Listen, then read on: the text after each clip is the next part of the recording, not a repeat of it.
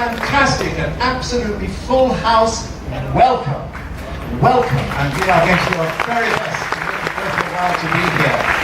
Andrea's going to come out in a moment. I just wanted to introduce, or rather set up, the whole concept. Some of what I say is obvious, but it doesn't hurt to say it. And it's this.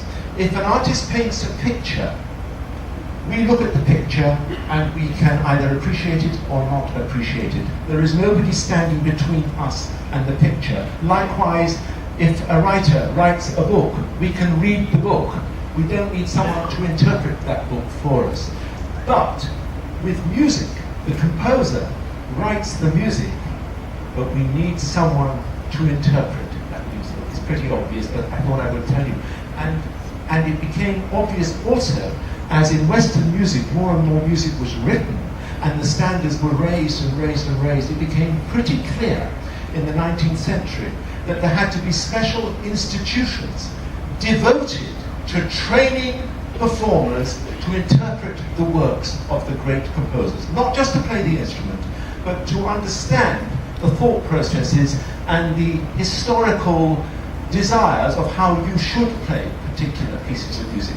Now, these institutions, they started in Europe. The first ones was in Russia, the St. Petersburg Conservatoire I mentioned the other day, and the Moscow Conservatoire. Now there are many musical conservatoires in the world. Perhaps the greatest of them all, though, you could put, say, three. The one is the Juilliard Conservatoire, the Juilliard School it's called, which is in New York.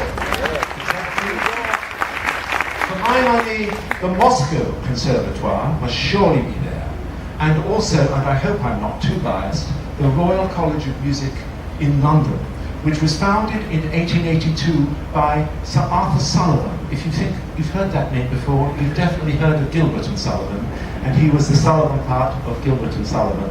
And I don't know, have any of you seen a television series called Mr. Selfridge?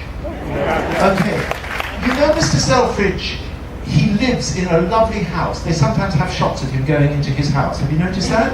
I've got to tell you, that's not his house. That was the original Royal College of Music. I couldn't believe it when I first saw it on the television. I said to my wife, that's the college. And she said, be quiet, I'm watching television. That's another thing. So that was the original building, and it's just by the Royal